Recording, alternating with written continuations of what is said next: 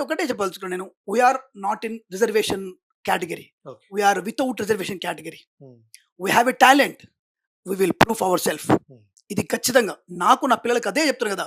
మేము మీకు రిజర్వేషన్ వచ్చినా మేము పట్టించుకోవాలా, అవసరం లేదు. అరే బుద్ధి ఉన్నవాడికి టాలెంట్ ఉన్నవాడికి వేదాతో సహాయం అవసరం లేదు, మనకు అవసరం లేదు. ఇప్పటికి అది ఎప్పటికీ అవసరం లేదు. బిచ్చబెత్తుకుని బతుకుడు తప్ప ఒకళ్ళ మీద ఆధారపడి బతకడు వాడు ఎప్పుడు కూడా. బ్రాహ్మణ అనేవాడు. బ్రాహ్మణ అంటే ఎవరు ఇప్పుడు మీరు? జ్ఞానవంతులు. జ్ఞానం ఉన్నవాడు అడుక్క తిన కూడా తినాడు, కడుపుతో మాల్చేస్తాడు. మాకున్నటువంటి దేవుడు వరం ఏంటంటే ఉపవాసం ఉండగలిగే శక్తి మాకు ఎక్కువ ఇచ్చాడు. మాలల్లో కూడా అంటే మా దాంట్లో కూడా బ్రాహ్మణ కుటుంబాల్లో బీదరికం ఉన్న చాలా మంది ఉన్నారు స్వామి.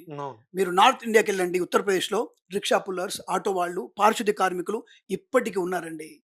అది తెలియకుండా మాట్లాడేటువంటి మూర్ఖులు కొంతమంది ఉన్నారు ఇక్కడ.